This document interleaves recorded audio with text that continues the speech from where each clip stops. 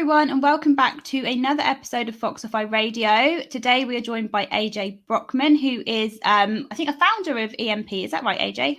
Yeah, I'm the team lead. I call myself the team lead. We had a group of about 5 founders. So Cool. Well, thanks for joining us today. It's great to have you.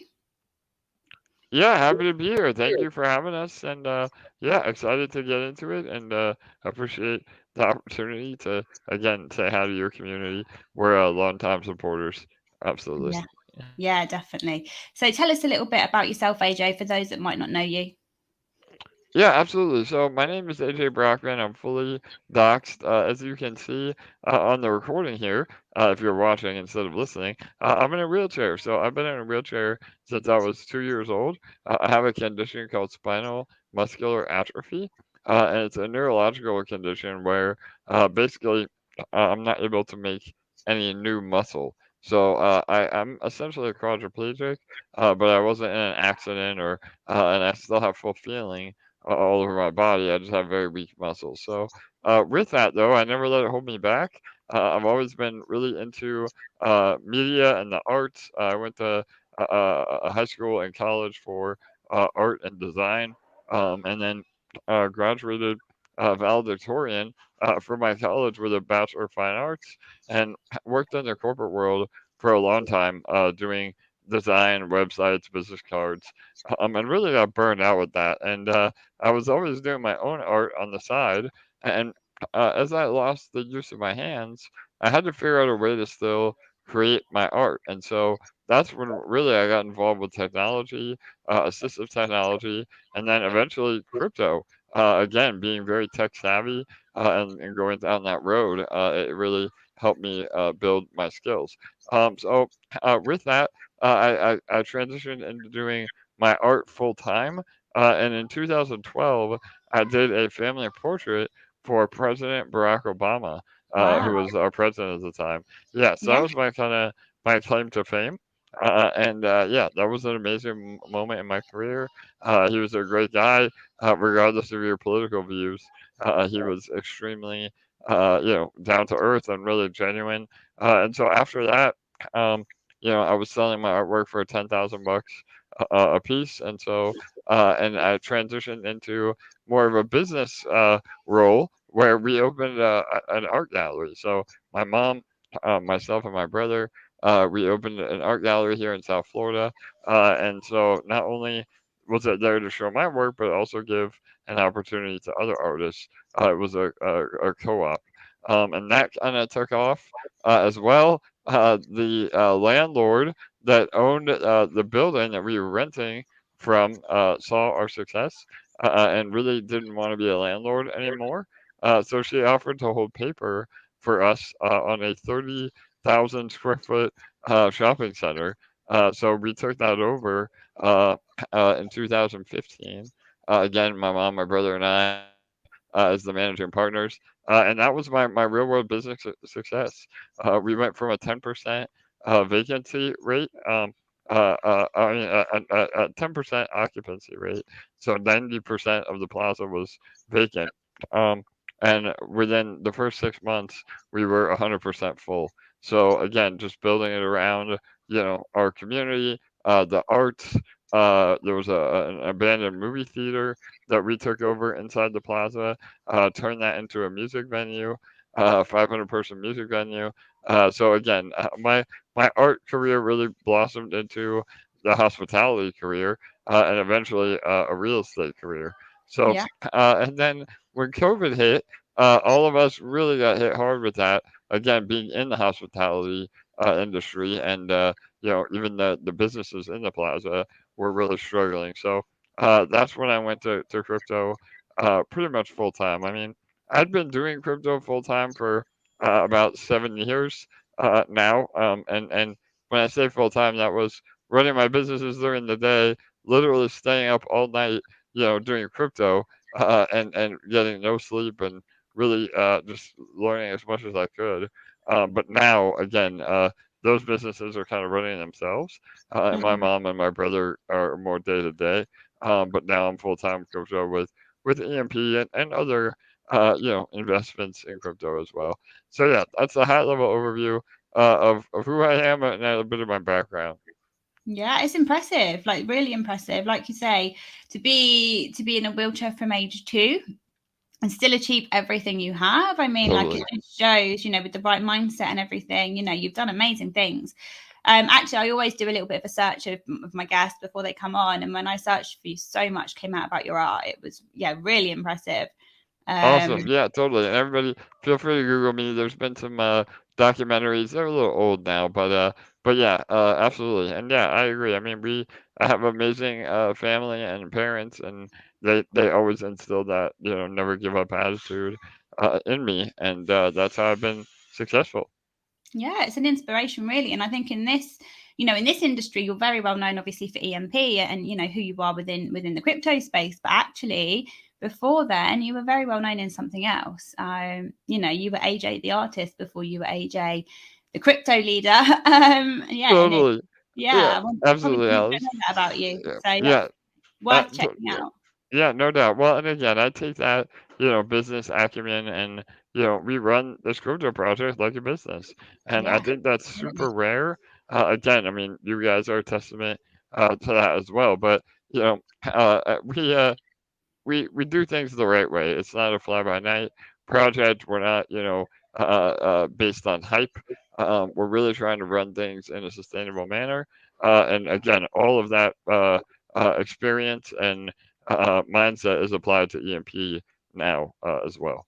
Yeah, definitely, definitely. So, you mentioned that you painted a family portrait for the Obamas. How did that come about? Yeah, so just like a professional athlete or actor would have a manager, I Yeah. hired a manager to help me get my name out there, my art out there. And we had a meeting one day and we said, if I could get my art in front of anybody in the world, who would it be? And at the time, and again, regardless of your political views, I said, well, how amazing would it be to be giving a portrait to the leader of the free world? So we settled on Obama. He happened to have some very deep political connections anyway with a local congressman, and Mhm. so I didn't have any guarantee. I didn't even really have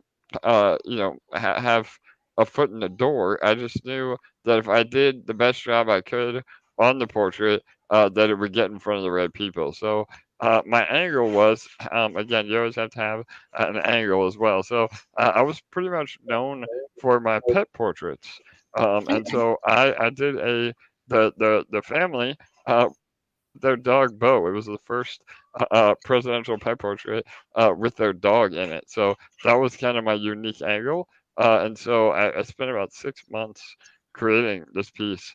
And again, I use Photoshop and Corel Painter, and use the computer to create the art. So it's a digital painting, is what I call it. Mhm. A lot of people think it's like Photoshop or photo manipulation, but I'm still actually doing the brush strokes on the computer digitally. So Yeah. it takes me hundreds and hundreds of hours. And again, you can see that in some of my videos on YouTube. But yeah, I mean, that is how I create them. And so I finished it and I sent it off and I never heard back. And I was like, oh man, well, this sucks. But at least I have a nice portfolio piece. And then about 2 months afterwards, uh, um, I got an email from the Obama official office that said, "Hey, we're going to be down in South Florida on the reelection campaign. Would you like to come and present your art to Barack?" So yeah, and again, I mean, that was a whole process in itself. I had to get vetted by the Secret Service, a Wow. bunch of background checks, Hmm. and then yeah, we met in it was at a convention center while he was down here again trying to get reelected. And yeah, I got to spend about 5 minutes with him, which was an eternity in the terms of meeting with the president for sure. So Yeah. Were you nervous? Do you get nervous about things? I don't. I've really I've been again. I've also been involved with the Muscular Dystrophy Association. which Hmm. again is a form of what I have. Yep. And so I've been in front of a camera and my whole life, so I really don't get nervous with stuff like that. But it was pretty, I would say, exciting more than anything. Yeah, yeah, definitely. It's such an achievement, such an achievement. Definitely something to be super proud of. So, tell us a bit more about EMP then, AJ. What was sort of the motivation and the inspiration behind starting EMP? Yeah, so I came from a again being a DGen just like everybody else, getting into every project under the sun, making money, losing money, the whole 9 yards. But over those again 7 years or so, that I'd been building relationships and getting in other communities, I developed an amazing relationship with our developer, Jake. So our lead developer, his name is Jake, and we were involved in some other projects together. Um, and then finally, we said, "Hey, listen, we really like the seniorage model. I've always been a big fan of it. Obviously, we've seen some flaws in it, and EMP was one of the first to address those flaws. Um, and we're continuing to build, which we can talk about later. But the point was is that we wanted to have a project that wasn't a pump and dump. It wasn't a meme token. It had, you know, an ability to earn through yield rather than having to sell your token to make money. Again, that's how typical 99% of crypto projects work. You have to sell at a higher price than what you bought it for. Well, at EMP, when we're at peg and things are functioning normally, I mean, you're able to generate yield with exposure to Ethereum. So that was another major thing. I know a lot of people um, see a seniors protocol pegged to a stable asset. Well, when you're pegged to a stable asset, when you lose that peg, that's when you have a death spiral. I mean, it's very difficult to get that peg back. But if you're pegged to an appreciating asset or a fluctuating asset like ETH, um, if you lose that peg, the community understands that you're still able to yield. So we've had a lot of success with that. Obviously, peg is struggling a little bit as we speak, but we have a lot of stuff in the works to get us back to peg. And our treasury is still really healthy. We have over $1 million on our treasury, and the idea is that we don't want to spend that to get back to peg all in one go and then be broke. We want to use that treasury to yield and Hmm. then help us get back to peg slowly over time.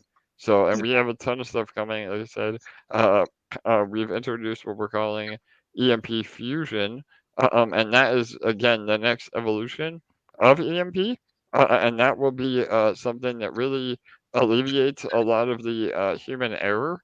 Again, no matter how much you educate people, and that was another thing. EMP was one of the first DeFi protocols to do an entire online education course about the protocol. Hmm. And again, I mean, we nobody had done that at the time that we did, and it was 100% free to our community. So that was another big part of our success. Um, but yeah, we're implementing Fusion, which will really help get rid of the human error. Meaning, again, people don't really understand what might be best for them. A lot of people think selling EMP directly is the best way to profit, but you actually want to use it to earn our share token, which is eShare. And so Fusion will take a lot of that error out, where we actually end up owning a lot of our emissions. So we've seen it happen with some other projects like Dex Finance. They've had a lot of success with that model, and so we're adopting that and making it even more robust as well. So yeah, that's a little bit background on EMP. Again, I mean we're definitely committed. I know we've been around a year now, and that's a really any project that can survive over a year in DeFi is pretty amazing. So Yeah, in DeFi, it's like time is accelerated, isn't it? And I feel like a year totally. is actually like 20 years in like real business terms. It's just crazy how many projects launch and then within like sometimes even weeks, let alone months, and then they're there, they are no more. So you're absolutely For right sure, there. Yeah. 100%. Yeah, and it's interesting that you touch on your approach to education as a project. I think is absolutely critical, and I think where a lot of investors fail is that lack of education. I feel like people don't fully necessarily understand DeFi or a particular project, how it works. And so I think actually you're completely right that going out and educating your community is, probably played such a massive part in your success.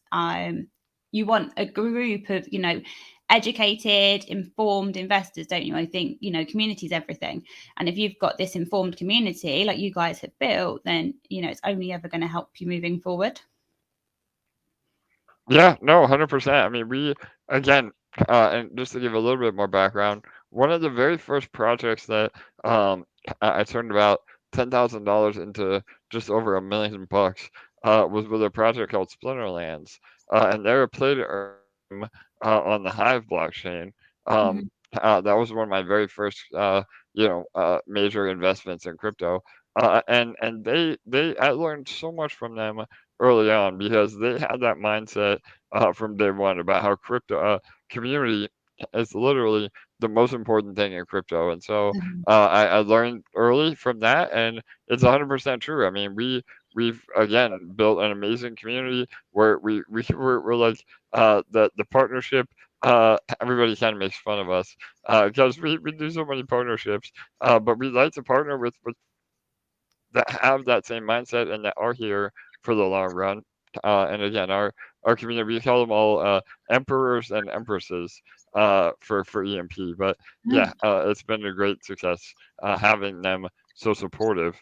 And again, you can see it even now with the bear market. I mean, uh, to have people stick around through one of the worst bear markets that we've ever encountered is pretty an amazing testament to the commitment. But and again, I mean, we see it, we say it a lot.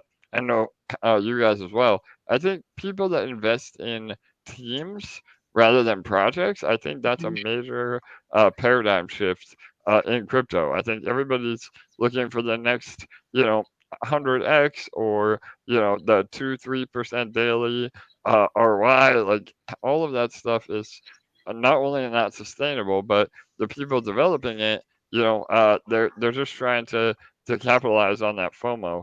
That the teams that are actually building real yield, real utilities, again, innovative tech on top of platforms.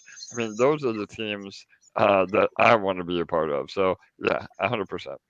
Yeah, definitely. Do I think certainly, I think in the last year, I feel like you've seen a real shift actually in investor expectations from teams. So I think, pre this sort of bear market, because it was a bull run and everyone was making money, people didn't really have high expectations of teams. I don't think. I think that people would invest in like non-docs teams, non-KYC, people with no track record. And actually, there was a few projects at a similar time that all seemed to be run by similar people, and people would just go and invest and invest and invest, despite repeated failings or rugs or whatever. And I feel like what the bear market has helped actually is to give investors these higher expectations of the team. They want to know who you are. They want to know what your experience is. Obviously we didn't docs to begin with. I think more just for like privacy and safety concerns, like we've got kids and stuff. And then we're like, actually, we need to docs if we want to be taken seriously. You need to docs. We've got nothing to hide. We want our investors' trust. And I think the best way to do that is just to docs and show people who you are. And I think, yeah, I feel like it's a real change. And I think you're seeing a lot more teams docs. I think you're seeing a lot more investors expect, more transparency and stuff from the teams. And I think people are investing in teams as much as they are, tokenomics, right? I think sometimes the Totally. team it is bigger than what the project promises to do. Yeah, 100%, absolutely. And I think too, like you said, there is a higher standard now, and doxing is definitely part of it. I mean, I get that there's privacy concerns and potential regulation down the road, but and you as well, we're all operating within the rules that we have, and again, I mean, we're here for the right reasons. I mean, does that mean that the project any project has the ability to fail? But that's not on us as a team. We're doing everything we can to actually make things work. And I think Yeah. that's a huge testament to not only you guys but us and a handful of others. When the times get tough, we don't just close up shop and move on. We're there trying to think of ways to innovate. How do we continue to generate yield and really make good on everything that we set out to do? And crypto is the cutting edge. I mean, not only crypto but DeFi. We're the 1% of the 1%, let alone the overall financial market. So with that comes risk. Um, but yeah, I couldn't agree more. We want to be able to support the projects that are building and that are here for the right reasons.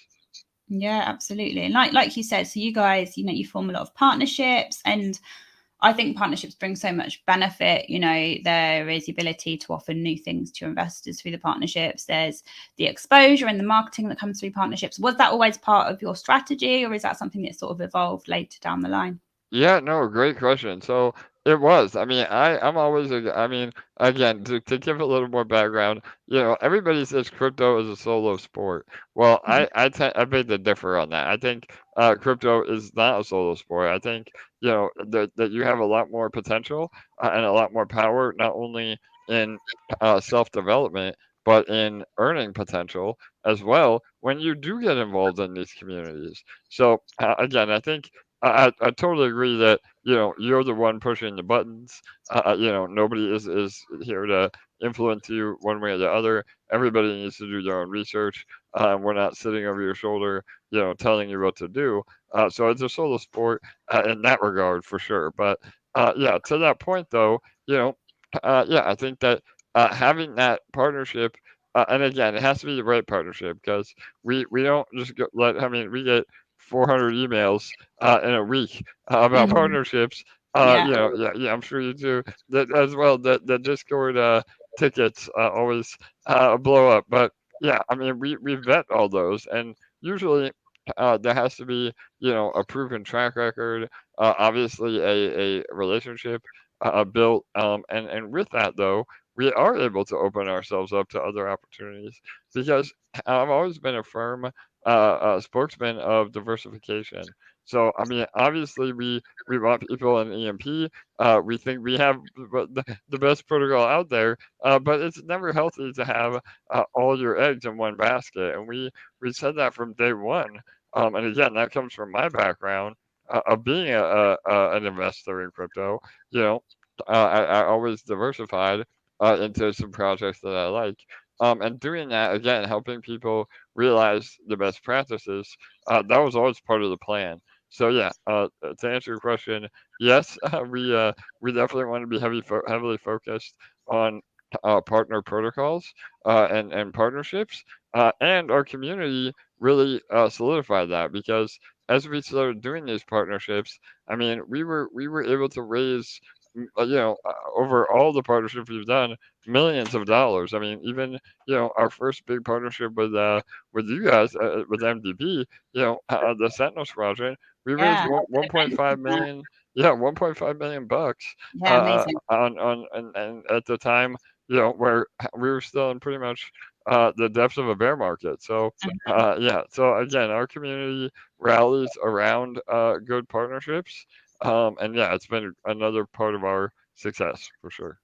Yeah, I was going to mention Sentinel Squadron. I think that shows the power of a partnership done right. Raising that much money in a bear market, it's just people assume that you can't, and it just shows with the right sort of the right teams, the right communities, and the right product. You can, and partnerships I think definitely help with that. Totally. Yeah, no, that was good, wasn't it? Sentinel Squadron did really well, which was a great outcome in the end. Absolutely, yep. And they still, again, our they're the floor has been down a little bit, but they're still paying out every day. And that's another thing. You mentioned something a little bit earlier about investor expectations. I think people get so caught up on, these unrealistic APRs when, at the end of the day, they may get rugged, which means the APR is zero. Even if you're getting 100% a day, if you can't cash out, it's zero. And so Again, I think people don't really realize that Yeah, until it happens to them. And even at EMP, like even to this day, we've been paying out yield every single day. It may not be the most sexy yield, but some yield is better than no yield. So yeah, I think that's another major point that and the overall crypto investors getting smarter. I think they're starting to realize that and really starting to support projects that um, are more sustainable than just a flash in the pan. absolutely, absolutely. I haven't been in DeFi actually that long. Probably just over a year or so. Before that, it was all like, top 50 cryptos. And the first project actually that I was introduced to was a rebase project. And I think it was actually a fork. So it wasn't even like the original. Yep, And I remember someone totally. talking me through it. And I think it was like 2% a day or something like that. And I was just like, I don't get it. I don't get it. Like, it doesn't make sense. You can't print this money. Like, this is not going to work long term. And I think people are seeing that now. I think you're seeing like these crazy APYs, across the year, like millions of percent are, they're obviously a lot less popular now. Just because without any mechanisms behind them, they didn't have partnerships, they didn't have treasuries, producing yield to help support the project and stuff. So it was literally just inflating and inflating and inflating, and there was not really any new money coming in, right? Yeah, And no, 100%.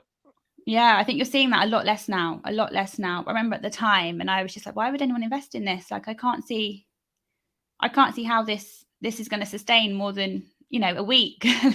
There's just no income. There was no utility. There was no not you like I said, not even an investment that was making them some money elsewhere at the time. And yeah, that was my first introduction to DeFi, and I was a bit like, I'm not sure how I feel about this. And obviously, MDB sort of came from that sort of situation where we wanted something more sustainable. And like you say, your guys are really focused on it, and there's a handful of projects I think are starting to, reach the year mark now that have been the ones that have focused on that rather than, silly promises of APYs that people can't cash out. And like you say, if you can't cash it out, you're not actually making that percent anyway, because you can't cash out and actually, Totally.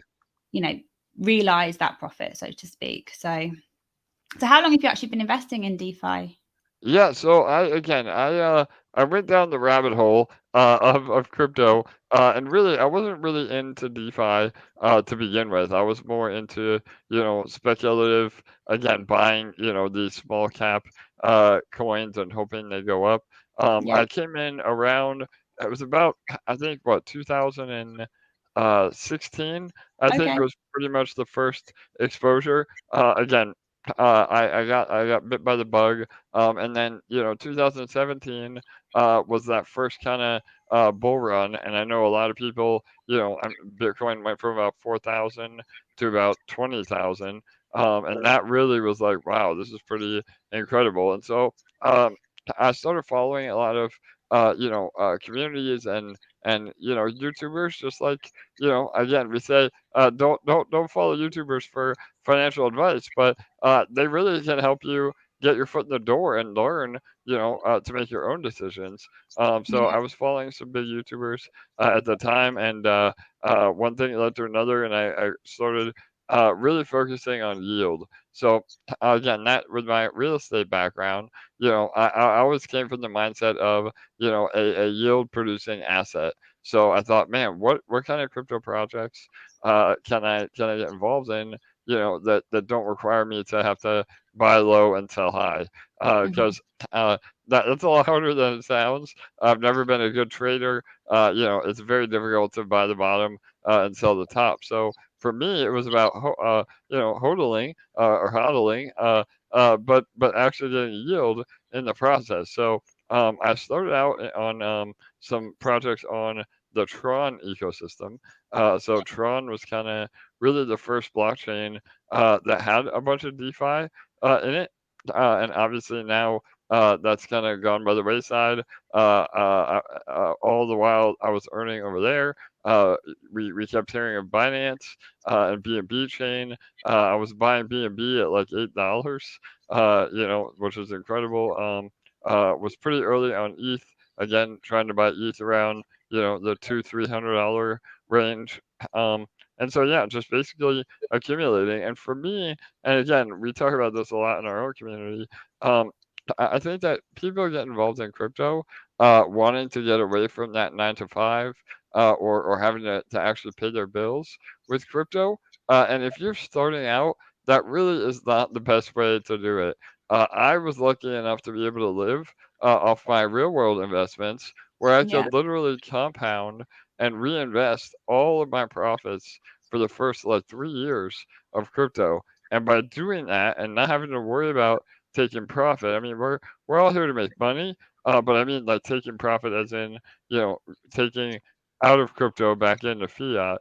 As long as you're able to kind of compound your earnings, that is where the power of crypto really shines. And so again, through that sort of a mindset, um, saying, "Hey, I'm all in," for the first few years here. Let's see what we can do. I mean, that's how I was able to build a multi-million-dollar portfolio. And again, being early is good too. A lot of people may say it's luck, but for me, it was about again, just knowing what a project looks like. It's gonna work, and not be again a flash in the pan.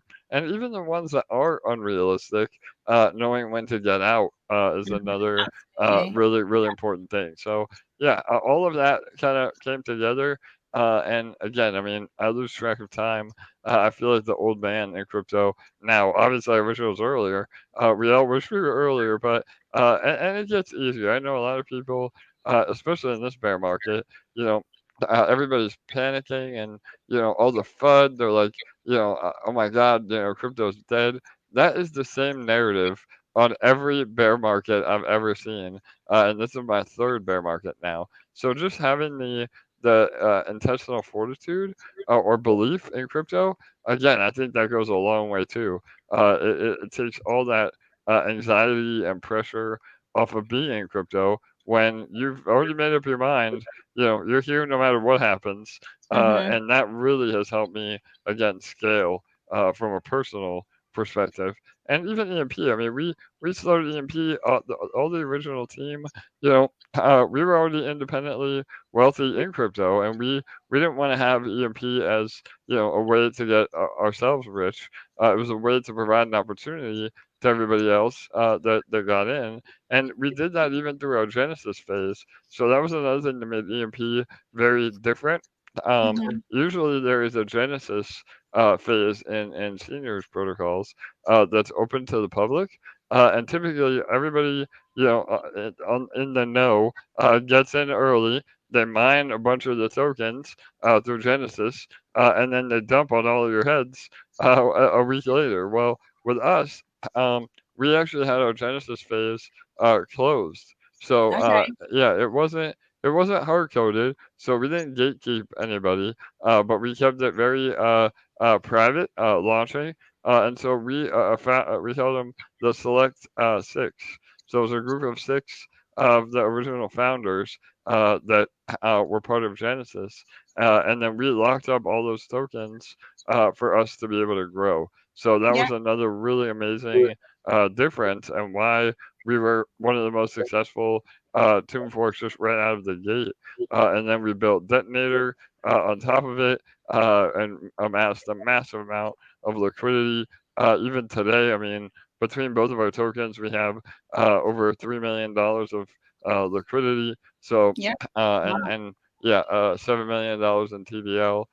So yeah, I mean, we try to do it the right way by our investors for sure. Yeah, yeah, definitely, definitely. So you talk about being quite early in some of the bigger cryptos, which is amazing, and I'm not jealous at all. For What sure. what do you think is the next big thing? What do you think is early now? Yeah, so I mean, I'm really a believer in blue chips. I think ETH, can easily get to $10,000 each. I think BNB can get to a four-figure token.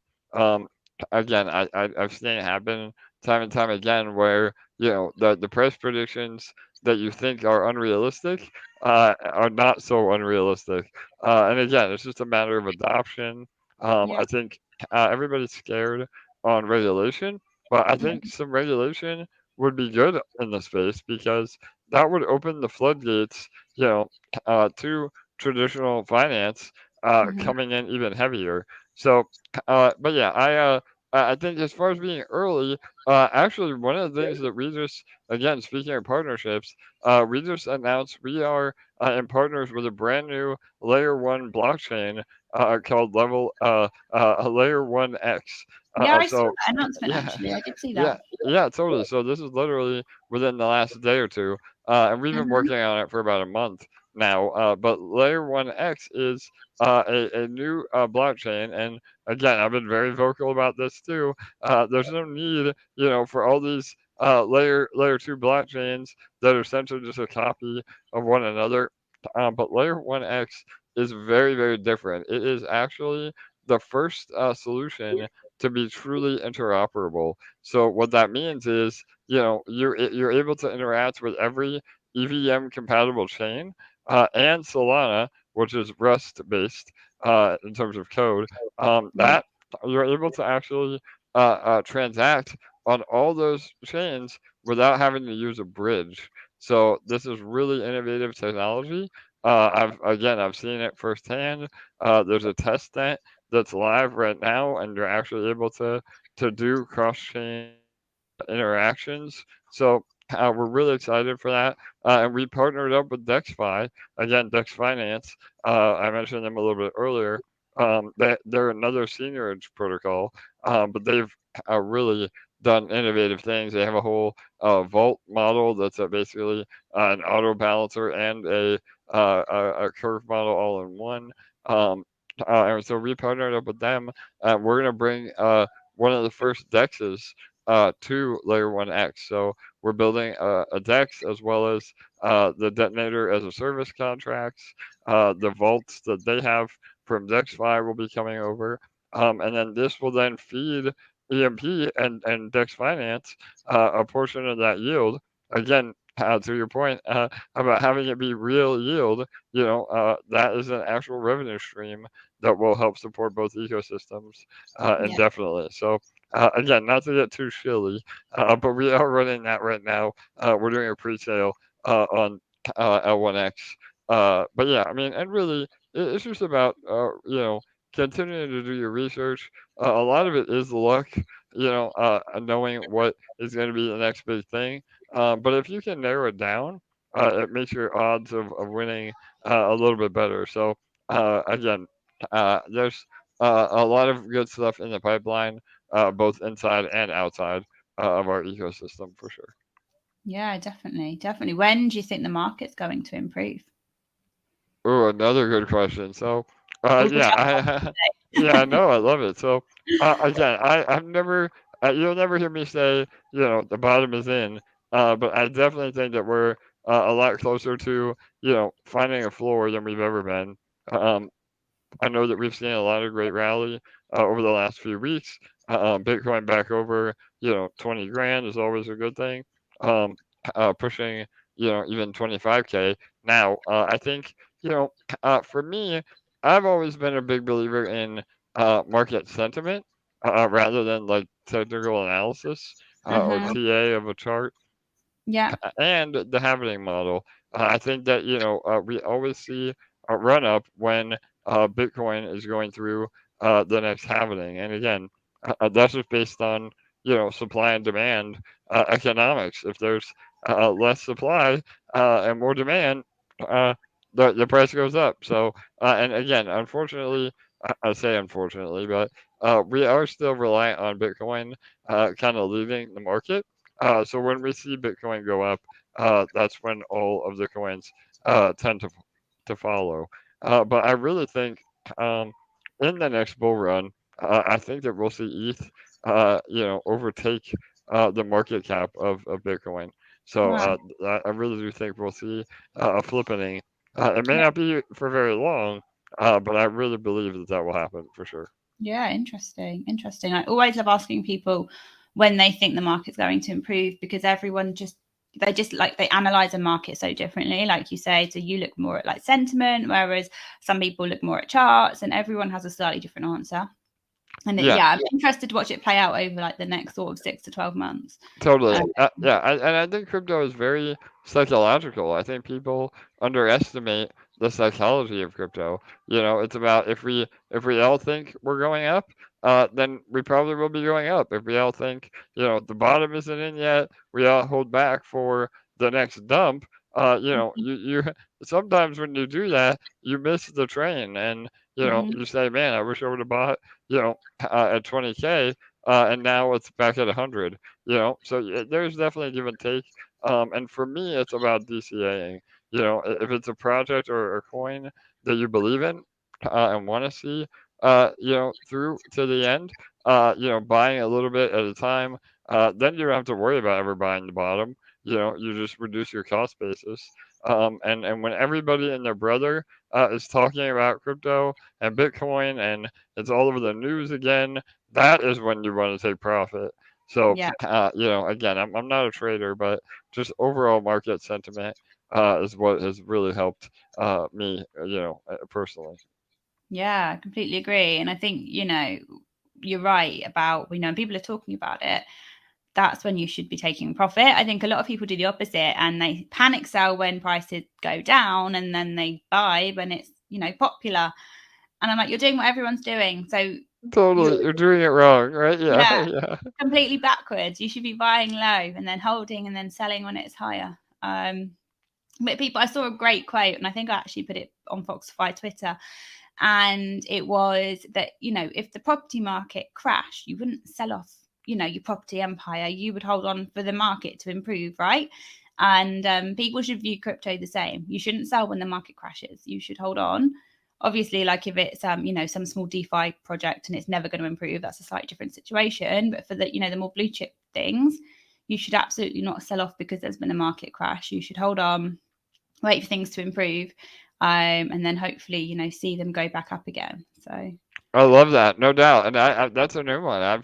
But it makes total sense. I mean, you wouldn't sell your house and live on the street, when the property market goes down. That's a no, perfect you analogy. wouldn't. Yeah, you Yeah, wouldn't panic and yeah, go, I'll quickly sell my house because the property, market's yeah, gone down. It's not worth as much. Like you'd never do it, would you? totally. And I think the same thing applies to stocks as well. Any investment, right? Stocks, crypto. I thought it was a really great analogy, actually. Absolutely. Well, like you said though, it's a lot harder to do in practice than to hear. And you're right. I mean, we still see Yeah, it today. Every no nobody no nothing signals people FOMOing than a giant green candle. And really that's when you want to be selling and have yeah, already built a position. So, yeah, yeah, absolutely. 100%. Absolutely. What would you say your biggest challenge in DeFi has been so far? It could be personal, it could be related to EMP. What's the biggest sort of challenge you faced? Yeah, so I mean, we face challenges on a daily basis. I know I joke with Danny about that a lot. Like, never a dull moment, right? In crypto, No. but yeah. So, but no, I mean, the typical challenges. I mean, it is very difficult to manage communities, especially when there is that kind of fear of a project. You mentioned going down with the peak, that a lot of people are used to that. Unfortunately, they hold to the bottom, and with us, we are continuing to build, we're continuing to innovate, and I think it's a totally different scenario. I've always been a big proponent on liquidity. I mean, we still have, again, like I said, $3 million of liquidity, more than that, really, over all of our tokens, and that is a great sign of health.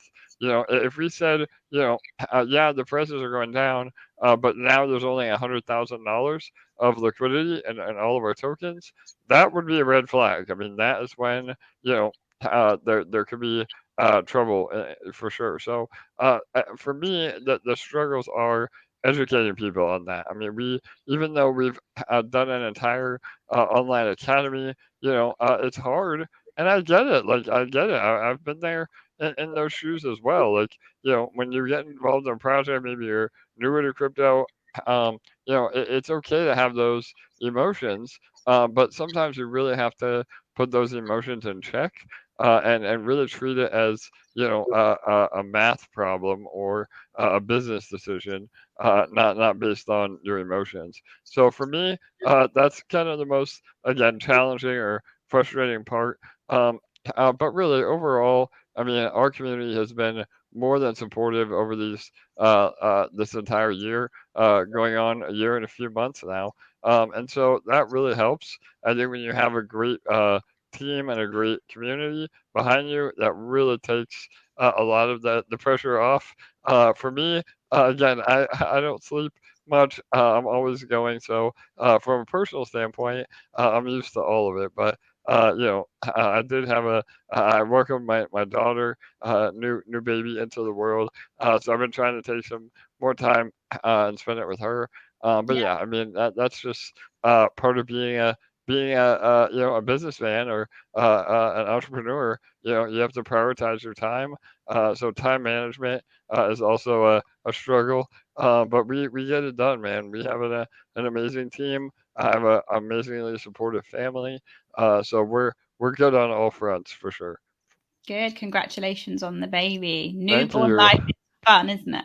Yeah, no doubt. So you guys may have heard her in the background, but and I think you guys just got a puppy, right? You have Yeah. yeah, Oh, that's like having a baby or worse, maybe, right? I don't know. right. Yeah. Well, there's swings Yeah. and roundabouts. So we've got two small children, but we're coming out of it now. So the eldest starts school soon, and the youngest is just potty training. So I feel like we're coming out of that baby phase. Yes, totally. But yeah, then we decided to get a puppy. Yeah, he's intense. But the difference between a puppy and a baby, everyone always says it's like having a baby, but you can't put your baby in a crate, right? You can put the puppy in a Yes, crate if he needs a that is timeout. true. I So love it. you Yep. do have that option now and then. Yeah, Yeah, no, totally. he's Yeah, fun. He's fun. He's yeah. a lot No, of fun. I love. Yeah, we love animals. We have a dog as well, and yeah, he likes the crate. He's like, put me in there, get me away from all the kids for a while. Yeah, well, So it's yeah, like that totally, peace out, like time out zone, isn't it? It gives them a chance to relax away from, well, with small children, they're like poking and prodding them all the time, and totally. he needs some alone time sometimes. So, Yeah. but yeah. So one last question, AJ, I ask everybody. It's a little bit more sort of personal, a bit off topic, but who would you say your three biggest inspirations in life are? It can be like family, friends, celebrities. Who are the three people that have inspired you the most? Wow, I love this question. So, first and foremost, and a lot of you that watch, right now I'm in the spare bedroom because we're getting our house worked on. But usually I'm in my office, and behind me are all my vintage Disney collection. So I am a major fan of Walt Disney, and Wow. yeah, that he's been a major inspiration.